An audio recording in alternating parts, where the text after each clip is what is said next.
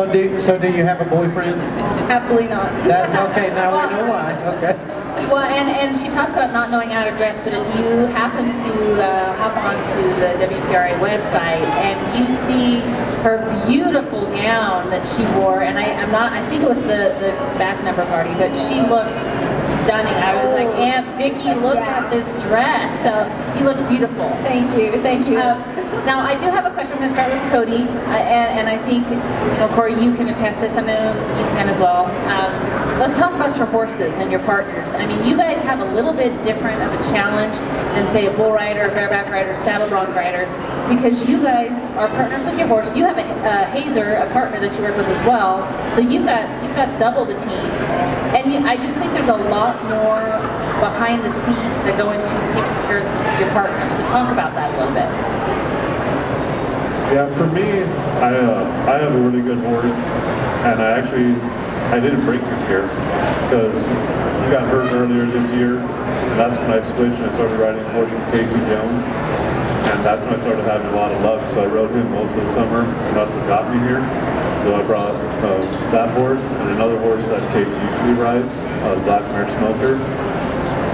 So I was just, especially in the steer wrestling, and for me, I'm just all about getting on the best one there since we have that opportunity. So, I had my horse all summer long in the trailer at the rodeos, and if you're not winning on them, you just get on what's working. And there's a lot of time and effort as far as feeding and taking care of them, wrapping legs, or that's how we make our living. They have to feel at the top of their game, and I have to be very good. Well, talk about the hazer that you use, or who's your partner, or do you just change up night to night, or how's that work? A lot of times, your hazer can change with the horse you're riding. So obviously, if you're riding your own horse, take your hazer. If you're riding someone else's horse, they'll usually have a haze horse, and they'll haze. Or they're just different situations for us. And you find guys that haze a certain way that you like their style or it fits you, and you definitely try to stick with that. Casey Jones is hazing for me here. He's qualified for the finals 9 times. He's hazed for me all year, and he has 2 really good haze horses. So Just like the team. Yeah. Power team. Definitely. Ivy, how about you? Tell us about your horse. Like I said, we know she won the award this year. What is that like for you ladies traveling? When it comes to barrel racers, it's kind of hard because you know that everybody's going to be doing the maximum care for them. And so everybody's got Mac and Wave, everybody's got this, everybody's got that. They take them to the spa deal to put their leg, whatever. And acupuncture, the vet's there all the time. People fly their vets out, and it's hard. And I know this is for Pam too, but when you live on a budget and you have to go up against these girls who have unlimited bank accounts, and they can do stem cell, they can do this, they can do that to their horses, and you're sitting here like, man, I'm just hoping my insurer just doesn't charge me a whole lot this time. Please shoot my mare right so I don't have to go to the vet.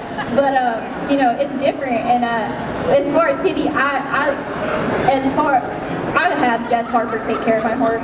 Jess Harper is she's really helped me all year long.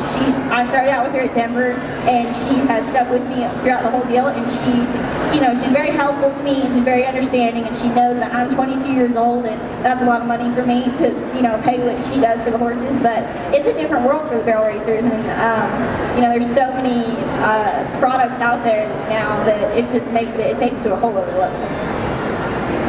Yeah, I raised my horse, so I've been with her since she was born, and I'm the only one that's ever rode her, and we've got a pretty tight bond. I can come into a barn. Something that I do that you should all do is pray over your horse. I do. Thank God. I pray very regularly. Yeah. I mean, it helps, trust me. I believe it does. But my horse is here, and it took a lot of prayer to get, she was 3-legged a couple weeks ago, and I had 4 vets on the phone, and then she won the first round. And then look what happened. Yeah. Well, and you ladies also have, and I think, so I'll leave it to you guys to be the experts and share with our listeners and those watching. You guys have another competition, Best Dressed. that you can still vote for. So how do folks vote for their favorite best dressed barrel racer? Is it on Facebook? I think it's on the WPRA website, WPRA.com. Everybody gets a chance to win. The top 15 girls get a chance to win the best dressed. Jerry and Taylor. Yeah, Jerry and Taylor. And they have a nice prize for first, second, and third. And so we're all trying to dress really super nice so we can win this award as well as look good for the audience. You guys are doing great. What do they do for the shirts? Do you get best dressed? I think we just get free whiskey. So that's what we're interested in. And I have For to say, everybody wins. my youngest daughter is designing all my clothes, so I got a homegrown same designer at home. Yeah, she's taking care of me well. Well, we are going into night number 3 and night number 2. Now, I'm going to be the first to admit, even though I'm not a WNFR contender, I still drive down here from Washington. And it was a long drive. 2 days. I made it in 1. So it took me a few days. I was super tired, and I didn't stay up to watch the finals last night. And after the long night at the Buckle Award ceremony, so I was really wiped out last night. So I know last night seemed like somewhat of a rough night. I know you placed in the top 6, Ivy. Is that correct? Okay.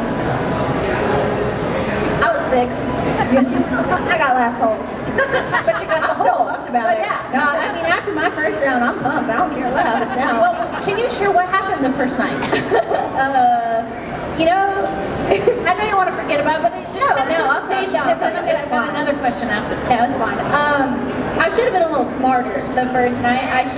When I take Tibby to different rodeos, I quote unquote score her a lot. I take her down the alleyway and I walk her down there and I'll sit down there probably through half the curve. So she's getting the alleyway because she can get strong and the bit that I run her in is not very much. And if she wants to go, we're sure enough going. And so I should have been a little smarter. I didn't think we were allowed down there and I was too scared to ask. But then, when I went down into the alleyway, she was real strong, and as soon as those flags went by in the wagon or whatever, she started shaking, like her whole body. And when she gets like that, it's a bad deal, because she got about that nervous at the American, and she did the same thing at the American. And when she gets nervous like that, she overtries, and she's too fast of a mare and too quick of a mare to overtry. If I can get Tibby to 70%, we're gonna win. If we get to doing 110, things are gonna happen, and they're not gonna be good. And so she was just really nervous, and I didn't know how to handle it. And so as soon as I went to go into the arena, she kind of sat back and lunged and smashed me against the fence. And so it was just a fiasco from the get-go. And I just didn't have my head screwed on straight. And so last night, I took her down there when they were on Saddlebrong, and they were putting the horses in, and I sat through the tie down, and then they were putting the bulls in, and we sat back there and did circles, and I had her down there for about an hour. And she was way better last night, so I'm hoping that it's just going to get better throughout the week. How was your mare? No, we need to stay away from the gate until it's time to run. Yeah, she's not a rookie, and she knows her job. She knows when it's time to run somehow. I kept her pretty good in that alley, and then once you get close to that gate, the blood, you can feel her heart pumping. They get nervous, just like you guys. Yeah, she knows it's time to run, and it's like, you can't stop them. It's like stopping a train. You can't do it. Once they take off. Yeah, once they take off, right? Yeah. Well, is there anything that you guys are going to do while you're in Vegas, kind of as a getaway treat for yourselves?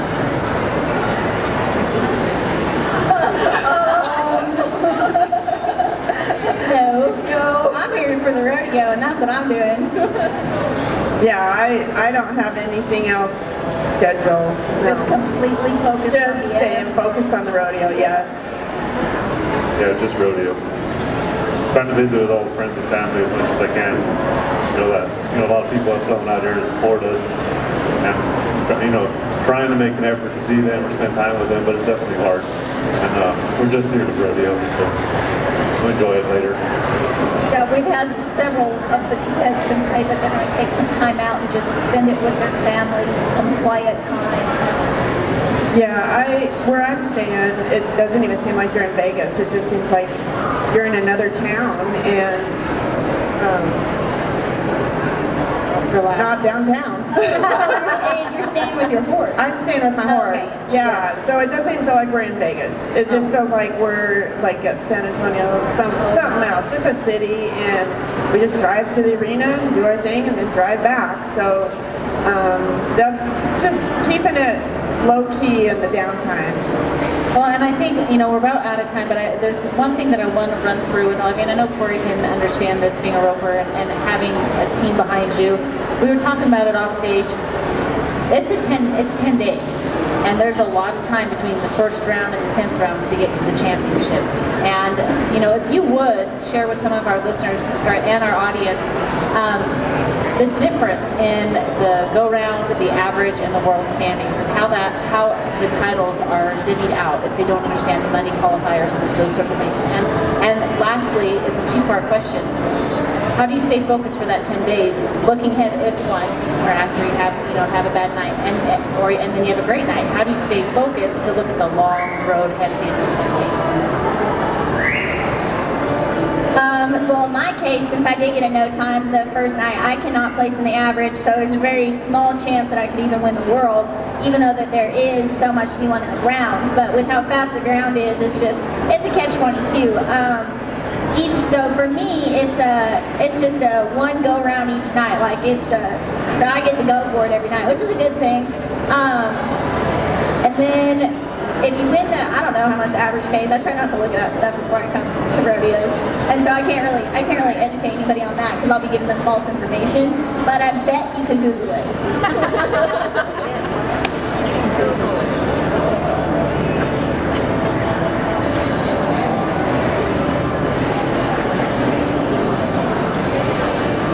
She's asking how the money works, how you win go-rounds, what the average mean, what the world standings mean. So each night, the fastest time wins that go-round, and that person pays about $26,000, and then it goes down to 6th place, and that pays out every night. And then at the end of 10 nights, all your times from every performance is added up, and you have an average winner. And that person, I think pays about 60-something thousand to win it. And then your world champion is all the money you won throughout this 10 days, plus the money that you came in here with. And your total, the person on top will be a world champion. For me, I'm looking at wanting to get into that average, this marathon. I'm looking at, that was great winning the first go, but I'm looking for the big pot of gold at the end of the rainbow kind of thing. So I'm working every day to get closer to that and keep my runs clean and solid. Yes, and even if I don't place in every go around, just go out there and make the best run I can, because those times are all going to add up at the end of the week. Yeah, we're the opposite. I gotta just go for it every we're the opposite. After the first go, right? Yeah. Well, like the good thing for me and what I enjoy about my sport is you have to go for it every time, every rodeo. I mean, especially like in some of the roping events, you might be able to take another swing or safety up. And definitely the steer wrestling, I mean, it's all out every time, because if you try to be safe on the barrier, you're going to go down a long ways and it probably won't work good. You try to slow down, that steer's going to probably take advantage of you. So, it works good for me, because every time I nod my head, it's, as aggressive as you can be, going as hard as you can. There's no other option. What do you think about these guys up here? Pretty amazing. Yeah, I'm so honored to be with you guys, and I just, being a pastor, the Bible really talks about submitting yourself to God, and He'll give you the desires of your heart. And I just pray that you get every desire of your heart, whatever it is. And obviously you wouldn't be here if it wasn't for a world title. And so having that, and I teach that to a lot of college kids as well as professionals, just having that attitude of not going in there in fear of hitting the barrel, in fear of breaking a barrier or missing your steer, but just having that confidence of, you know what, I've done the preparation, I've done the practice, now it's time to go out and do what you guys have qualified to do, which is to be the champ that you are. And so I say go for it. And that is all the time that we have for today, and I think, thank you, that was a great way to end the show. I want to ask you guys to give these competitors a round of applause for making it this far, and stay tuned and watch them live, or if you're going to the event. I thank you guys for your time. We will be back tomorrow. We have a special presentation tomorrow. We have the trick riders coming in that are competing for the National Trick Riding Competition. And before we step on the stage, I just need a show of hands. Who's going to be here the 8th, 9th, and 10th? Okay, Maria, keep your hands up. Maria, where are you? I don't know where you are. Keep your hands up. Pick a winner. One of you guys with your hands up. Wait, actually, I'll do it this way. Yes, anyone that has their hands up, they get 2 free tickets to the Sin Shoot. Actually, pick 2 because we didn't do it yesterday. I'll get them to you. So thank you guys for coming, and we will be back tomorrow at noon. Have a great day.